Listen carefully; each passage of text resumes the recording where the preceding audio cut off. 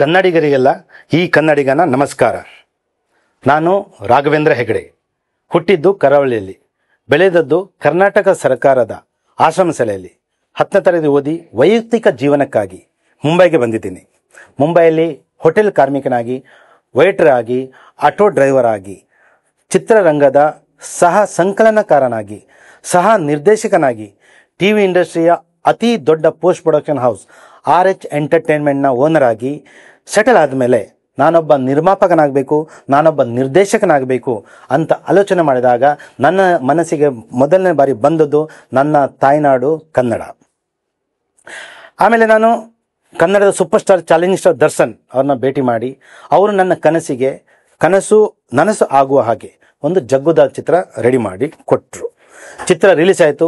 ಕನ್ನಡದ ಜನ ಅದನ್ನು ಸೂಪರ್ ಹಿಟ್ ಮಾಡಿದರು.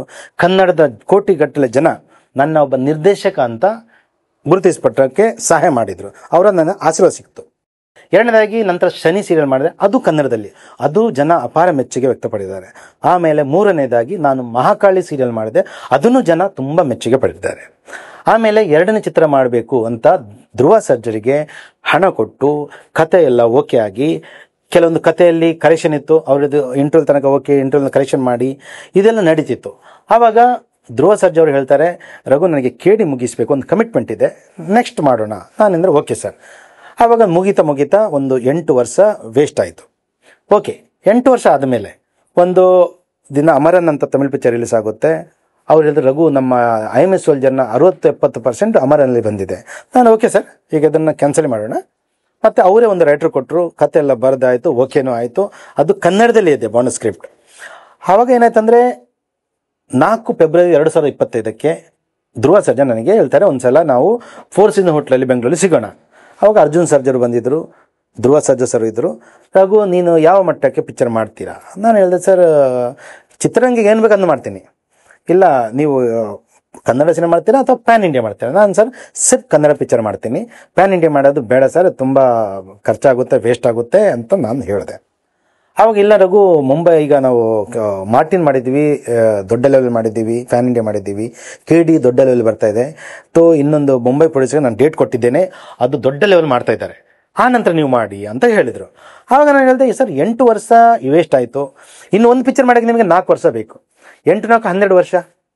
ಈ ಮಧ್ಯ ನನಗೆ ಹೈದರಾಬಾದ್ನ ಒಂದು ಪ್ರೊಡಕ್ಷನ್ ಹೌಸ್ ಇದೆ, ಅವ್ರು ಹೇಳ್ತಾರೆ, ನಿಮ್ಮ ಮುಂಚೆ ನಾನು ಹಣ ಕೊಟ್ಟಿದ್ದೀನಿ, ಪೀಪಲ್ಸ್ ಮೀಡಿಯಾ ಅಂತ ಕಂಪನಿ ಹೆಸರು. ಅವರೊಂದು ನೋಟಿಸ್ ಕಳಿಸ್ತಾರೆ, ನೀವು ಪಿಕ್ಚರ್ ಮಾಡಬಾರ್ದು, ನಮ್ಮ ಪಿಕ್ಚರ್ ಮುಗಿಯೋ ತನಕ ನೀವು ಪಿಕ್ಚರ್ ಮಾಡೋಂಗಿಲ್ಲ. ಆವಾಗ ನಾನು ಕ್ಯಾಲ್ಕುಲೇಷನ್ ಮಾಡಿದೆ, 4 ವರ್ಷ ಅಂದರೆ 12, ಇನ್ನೊಂದು 3 ವರ್ಷ, 15-16 ವರ್ಷ ವೇಸ್ಟು. ಅದಕ್ಕೆ ನಾನು ಅವರಿಗೆ as per agreement, as per law ನಾನು ಅವರಿಗೆ ಕೋರ್ಟ್ ನೋಟ್ ಕಳಿಸಿದೆ, ಸರ್ ನನ್ನ ಹಣ ರಿಟರ್ನ್ ಕೊಡಿ, ನಾನೇನು ಎಕ್ಸ್ಟ್ರಾ ಹಣ ಕೇಳ್ತಾ ಇಲ್ಲ, ಏನು ಅಗ್ರಿಮೆಂಟಲ್ಲಿ ಬರೆದಿದೆ ಆ ಅಗ್ರಿಮೆಂಟು ಬೇಕಾದರೆ ನಾನು ಮಾಧ್ಯಮದವರಿಗೆ ಕೊಡೋಕ್ಕೆ ಸಿದ್ಧ, ಅದರಲ್ಲಿ ಬರೆದಿದೆ, ಆ ಪ್ರಕಾರ ನಾನು ಹಣದ ಕೇಳ್ತೇನೆ. ನಾನು ಎಕ್ಸ್ಟ್ರಾ ಹಣ, ಈಗ ಅವರು ಅಶ್ವಿನವರಿಗೆ ಸಾಧ್ಯ ಇದೆಲ್ಲ ಗೊತ್ತಿಲ್ಲ ನಮ್ಮ ಮತ್ತು ಧ್ರುವ ಸರ್ಜಾ ನಡುವೆ ಏನು ಮಾತಾಗಿದೆ ಅಂತ. ಅಶ್ವಿನಿ ಅವರು 2025 15 ಜೂನ್ ನಂತರ ನನಗೆ ಪರಿಚಯ, ಅದರ ಮುಂಚೆ ಅವರ ಸಂಭಾಷಣೆ ಯಾವಾಗೂ ಆಗಿಲ್ಲ. ನಾನು ಏನು ಮಾತುಕತಿದ್ರು ಧ್ರುವ ಸರ್ಜಾ ಹತ್ರನೇ ಮಾತಾಡ್ತಿದ್ದೆ. ಅವ್ರು ಹೇಳ್ತಿದ್ರು, ಕೊಡ್ತೇನೆ ರಘು, ಆಗುತ್ತೆ. ಇವಾಗ ನಾನು ಡೇಟ್ ಪೋಸ್ಟ್ಪೋಂಡ್ ಆದಾಗ ನಾನು ಇನ್ನು ವೆಯ್ಟ್ ಮಾಡೋದು ಒಳ್ಳೆಯದಲ್ಲ, ಅದಕ್ಕೆ ನಾನು ನೋಟಿಸ್ ಕಳಿಸಿದ್ದೇನೆ. ಆವಾಗ ನೋಟಿಸ್ ಕಳಿಸಿದ ಮೇಲೆ ಈಗ ಏನಾಗಿದೆ, ನನ್ನ ಇವರೆಲ್ಲ ಕನ್ನಡ ವಿರೋಧಿ ಅಂತ ಹೇಳಕ್ಕೆ ಶುರು ಮಾಡಿದ್ದಾರೆ. ನಾನು ಕನ್ನಡ ವಿರೋಧಿ ಅಲ್ಲ.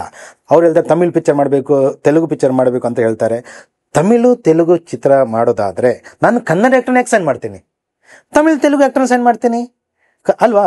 ಅದಕ್ಕೆ ಅದಲ್ಲದೆ ಒಂದು ಅಗ್ರಿಮೆಂಟ್ ಇದೆ, ನಂದು ಧ್ರುವ ಸರ್ಜಾರ ಮಧ್ಯೆ ಒಂದು ಅಗ್ರಿಮೆಂಟ್ ಇದೆ. ಆ ಅಗ್ರಿಮೆಂಟಲ್ಲಿ ಕಂಪ್ಲೀಟಾಗಿ ಬರೆದಿದೆ, IMS ಸೋಲ್ಜರ್ ಕನ್ನಡ ಚಿತ್ರ ಅಂತ ಕ್ಲಿಯರಾಗಿ ಬರೆದಿದೆ. ಅದರಲ್ಲಿ ಎಲ್ಲೂ ತಮಿಳ್ ತೆಲುಗು ಮೆನ್ಷನ್ ಮಾಡಿಲ್ಲ. ನಾನು ಹೇಳಲಿಲ್ಲ, ಯಾಕೆ ನಾನು ಕನ್ನಡ ಚಿತ್ರರಂಗಕ್ಕೆ ಬಂದಿದ್ದೀನಿ.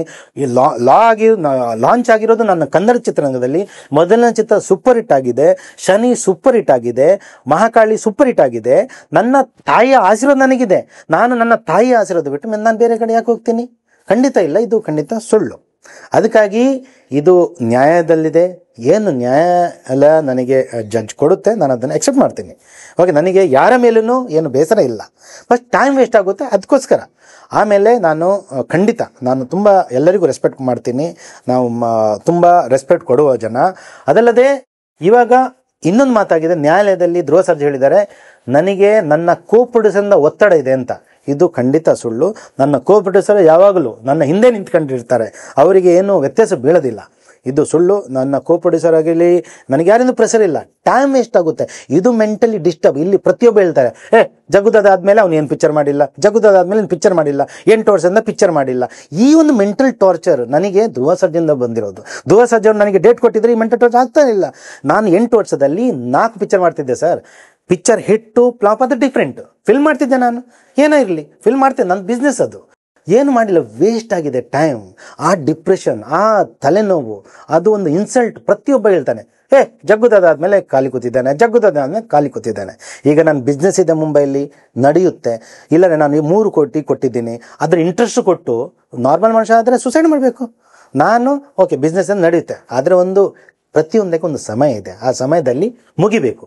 ಆ ಸಮಯದಲ್ಲಿ ಮುಗಿದೆ ಅಂದರೆ ವೇಸ್ಟ್. ಅದಕ್ಕೋಸ್ಕರನೇ ನಾನು ಈ ಮಾತನ್ನು ಜನರಿಗೆ ಹೇಳೋಕ್ಕೆ ಇಷ್ಟಪಡ್ತೀನಿ. ನಾನು ಕನ್ನಡ ವಿರೋಧಿ ಅಲ್ಲ. ಕನ್ನಡ ನನ್ನ ತಾಯಿ, ಕನ್ನಡವೇ ನನ್ನ ಮಾತೃಭಾಷೆ. ಕನ್ನಡಕ್ಕೋಸ್ಕರ ಯಾರಾದರೂ ನನಗೆ ಏನಾದರೂ ಹೇಳಿದರೆ ಅದು ನನ್ನ ತಾಯಿಯ ಇನ್ಸಲ್ಟ್ ಮಾಡಿದ ಹಾಗೆ. ನಾನು ಪ್ರಪಂಚದ ಯಾವುದೇ ಭಾಗದಲ್ಲಿ ಇದ್ದರೆ ನಾನು ಕನ್ನಡದವನೇ ಆಗಿರುತ್ತೇನೆ. ಜೈ ಕರ್ನಾಟಕ. ನಮಸ್ಕಾರ.